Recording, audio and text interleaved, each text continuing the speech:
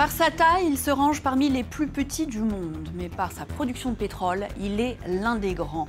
Jusqu'à 3 millions de barils par jour sont puisés dans les sables du Koweït. Une vraie richesse pour ce tout petit pays, mais également la source de ses problèmes. Durant l'été 1990, Bagdad accuse le Koweït d'avoir volé du pétrole irakien au moyen d'un forage oblique. 2 semaines plus tard, 700 chars et 100 000 soldats irakiens passent la frontière. Il leur faudra seulement quelques heures pour entrer dans la capitale, faisant fuir vers l'Arabie Saoudite l'émir, ses ministres et une bonne partie de l'armée. Le Koweït est alors proclamé la 19e province d'Irak. Une occupation de 7 mois pendant laquelle les richesses du pays sont pillées et sa population terrorisée. De nombreuses violations des droits de l'homme sont signalées et des milliers de personnes disparaissent. Certaines amenées en Irak, d'autres encore dont les cadavres seront retrouvés dans des charniers. Une trentaine de pays dont la France se mobilise. L'opération Tempête du désert est lancée. Just 2 hours ago, Allied air forces began an attack on military targets in Iraq and Kuwait. Our objectives are clear. Saddam Hussein's forces will leave Kuwait. The legitimate government of Kuwait will be restored to its rightful place. And Kuwait will once again be free. Suivront près de 2500 sorties aériennes par jour et, au bout de 5 semaines, une invasion terrestre du Koweït et puis de l'Irak. Le Koweït est alors libre, mais dévasté. En fuyant, les forces irakiennes ont mis le feu à quelques 700 puits de pétrole. 12 ans plus tard, les soldats occidentaux seront de retour au Koweït, cette fois-ci pour mener l'invasion qui chassera Saddam Hussein du pouvoir. Depuis, le pays a fait ce qu'il a pu pour avancer et pour tirer un trait sur le passé. Il s'est refait une nouvelle image avec des hôtels flambant neufs, des magasins et des centres commerciaux. Et pourtant, l'histoire reste difficile à oublier. Miyuki Dro-Zaramaki et Hakim Abdelkalek sont retournés au Koweït pour France 24. Le vrombissement s'entend à des kilomètres. À la tombée de la nuit, la jeunesse de Kuwait City se retrouve aux portes de la capitale.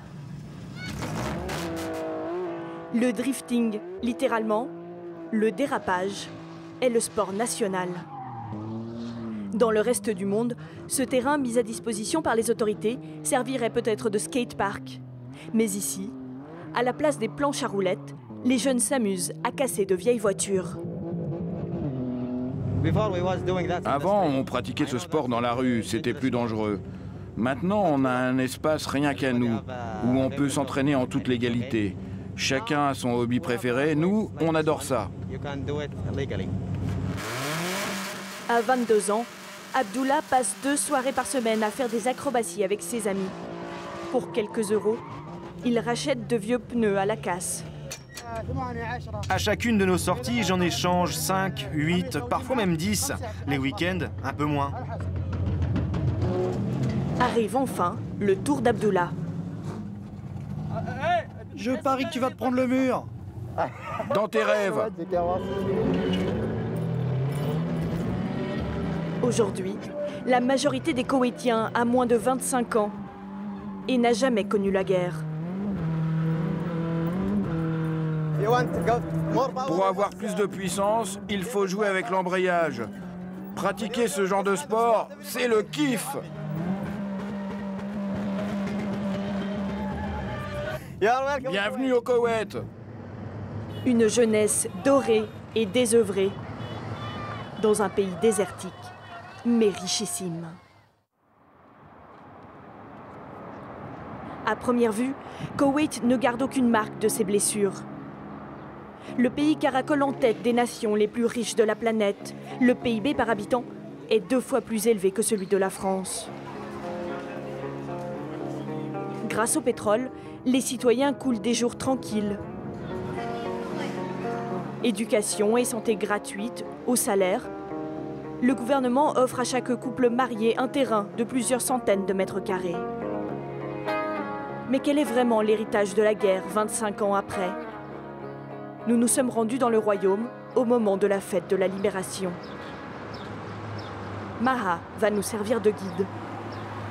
Alors que l'ancien occupant, l'Irak, est au bord de l'implosion, ici, les habitants se battent avec des pistolets en plastique. Regardez les enfants déguisés, ils sont prêts pour faire la fête. Comme la plupart des Koweïtiens, Maha et sa mère adorent l'anniversaire de la libération. Pendant 2 jours, la population se pare des couleurs de la patrie. Je peux lui tirer dessus! En 1990, l'école de Maha a fermé plusieurs mois. Sa mère, psychiatre, travaillait comme bénévole auprès de Koweïtiens atteints de stress post-traumatique. Voir que les fusils et bombes ne sont plus que des jouets leur redonne le sourire. J'ai l'impression de revivre le soulagement de la victoire lorsque nous avons récupéré notre liberté après avoir vécu l'enfer de l'occupation. Au programme, danse patriotique. Et pour clore l'après-midi, des invités rarement bienvenus au Moyen-Orient. Mais à Koweït City, contrairement aux autres capitales de la région, l'oncle Sam est célébré comme un libérateur. Bienvenue à nos auditeurs, moi c'est Maha Hassan, je vous accompagne tout au long de cette journée spéciale. Nous retrouvons Maha, qui anime une quotidienne sur la radio anglophone du pays. Aujourd'hui, nous recevons des invités au studio. Bienvenue dans l'émission. Maha et son émission sont des symboles de la tolérance qui règne dans le royaume. Pourtant, aux portes de l'Arabie Saoudite, la jeune femme ne porte pas le voile. Elle est libre de passer de la musique occidentale, comme ce groupe local qui chante en anglais. Mais aussi du rock, du heavy metal, du hip-hop, dans un pays musulman. Une première parmi les nations du Golfe, les Koweïtiennes ont même obtenu le droit de vote, il y a 10 ans.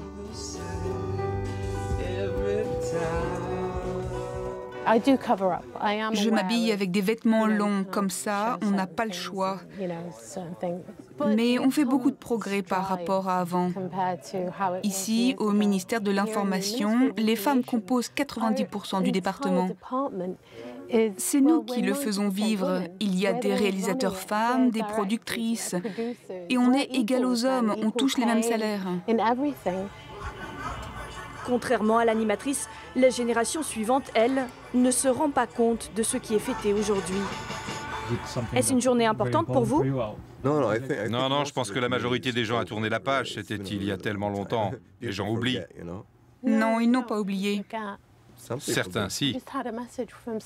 Je viens de recevoir un message, ceux qui ont perdu quelqu'un. Pendant la guerre, l'Irak avait emprisonné des milliers de Koweïtiens. Plusieurs centaines ne sont toujours pas revenus. Pour leurs familles, pas question de fêter la libération tant qu'ils n'auront pas retrouvé les leurs. Voici le magasin où mon fils a été arrêté. Le fils de Sultan a été interpellé dès les premiers jours de l'occupation, devant ce qui est aujourd'hui ce centre commercial. Il était en train d'écrire des slogans sur ce mur. Abat Saddam et les soldats irakiens. Nous ne voulons pas de vous dans notre pays. C'est à ce moment-là que la police est arrivée. Ils sont venus par là. Le commissariat est juste à côté. Les policiers irakiens embarquent immédiatement le tagueur Oussama. Pour retrouver son fils de 14 ans, Sultan devient membre de la commission des prisonniers de guerre après la libération. Il nous invite chez lui, une résidence cossue dans la banlieue de Koweït City. Voici le hall. Ma maison fait 4 étages. 800 mètres carrés et un ascenseur. Dans chaque pièce trône en évidence le souvenir du jeune disparu. Voici ma famille et voici Oussama. Pendant des années, les représentants irakiens ont affirmé ne rien savoir du sort des Koweïtiens recherchés par Sultan.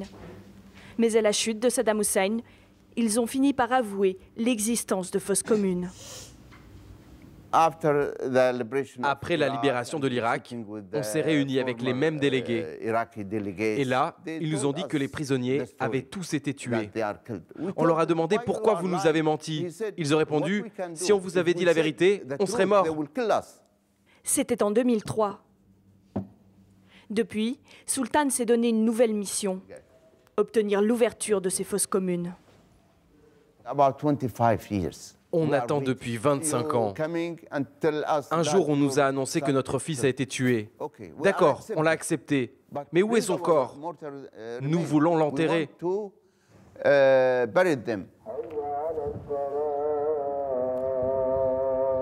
En attendant de pouvoir enterrer son enfant, la famille lui a dédié un lieu de mémoire.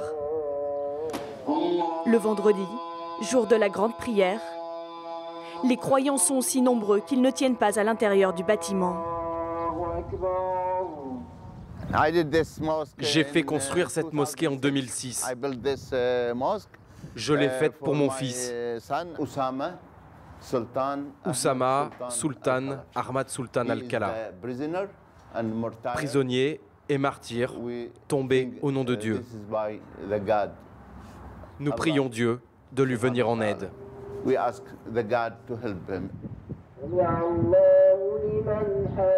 Le régime de Bagdad a volontairement laissé les proches de 630 disparus dans le doute, des années durant. Saddam Hussein avait déclenché la guerre pour mettre la main sur les richesses pétrolières koweïtiennes. Mais devant la défaite de ses armées, le dictateur a donné l'ordre de détruire 700 puits. Abdul al-Hashemi a vu les Irakiens miner les installations avant de les faire exploser. Il nous emmène sur les terres de la toute-puissante KOC, la Kuwait Oil Company. Dans un pays petit comme une région française, elle gère des réserves stratégiques au niveau mondial. Toute cette zone ici était affectée. Des puits en feu partout. Sous nos pieds, le champ de Bourgane, le deuxième plus grand du monde. Ici, un pétrole d'une très grande pureté coule à flot, à très haute pression. Les nappes ne sont qu'à quelques centaines de mètres de profondeur. Les puits comme celui-ci ont brûlé pendant 10 mois. C'est le temps qu'il a fallu à Abdul et ses collègues pour éteindre les feux. Une opération risquée, le pays se relevait à peine des combats.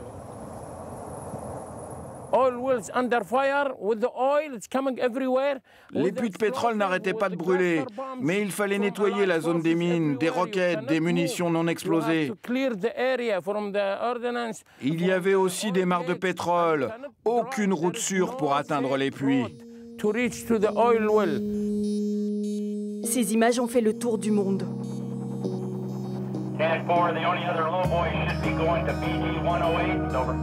Chaque jour, 6 millions de barils de pétrole disparaissaient en fumée, noire et épaisse. Une catastrophe économique et écologique sans précédent. 10 000 spécialistes débarquent du monde entier. Le Koweït met en place une unité de pompiers d'élite envoyée en première ligne.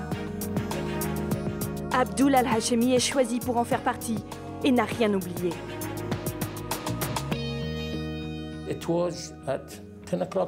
En plein jour, à 10 h du matin, à midi, c'était pareil. Il faisait tout le temps sombre. Même nos voix avaient changé. C'était comme si on avait respiré de l'acide. Mes amis et mes collègues me demandaient « Mais pourquoi ta voix est comme ça ?» Imaginez du vinaigre, vous le buvez et votre gorge devient très acide. Un quart de siècle plus tard, le Koweït possède toujours 10% des réserves mondiales de pétrole. Une fortune qu'il faut transporter, stocker, mais surtout protéger. Aujourd'hui, les pompiers koweïtiens possèdent une expertise mondialement reconnue dans l'extinction des feux de pétrole. Sur ce terrain d'entraînement, la relève d'Abdul se prépare à intervenir. La différence, c'est qu'ici, les températures sont plus élevées. Vous ne pouvez pas contrôler le feu avec 5 ou 6 personnes. Il faut une grosse équipe, du matériel spécial et des tuyaux très lourds. Feu, feu! Sous l'œil acéré de leur chef, les 400 membres de l'unité doivent régulièrement se prêter à des simulations. Dépêchez-vous! Les hommes reçoivent une formation proche de celle des forces spéciales. Ils affirment être les plus rapides de la planète sur ce type d'exercice. Ouvrez l'eau! À proximité du brasier, les températures montent jusqu'à 400 degrés. Le but est de couper au plus vite la source de carburant. Pour ce faire, il faut plonger au cœur des flammes. Il y a, comme vous le voyez, un leader qui fait avancer le groupe pas à pas.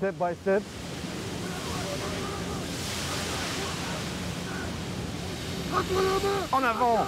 Marche!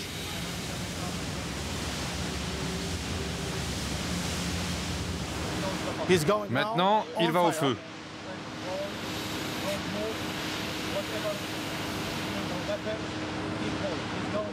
Il est protégé grâce aux tenues inifugées, sa veste, les gants et l'eau. Exercice réussi en moins de 5 minutes. Quand la valve est fermée, dans notre vocabulaire de pompier, on dit qu'il a réussi à affamer le feu. Depuis 1991, le Koweït connaît la paix. Mais le petit pays entouré de puissants voisins sait que son sous-sol continue de faire des envieux. Des incendies ou une invasion, cela pourrait à nouveau arriver. On espère que cela n'arrivera pas, mais en tout cas, on est prêt. Le Koweït, dernier pays du Moyen-Orient à avoir connu un conflit classique avec annexion, est désormais un havre de stabilité comparé à ses voisins, secoués par le printemps arabe et des guerres civiles. Reportage de Miyuki Droz Aramaki et Hakim Abdelkalek. C'est la fin de cette édition. On se retrouve très bientôt pour un tout nouveau billet retour.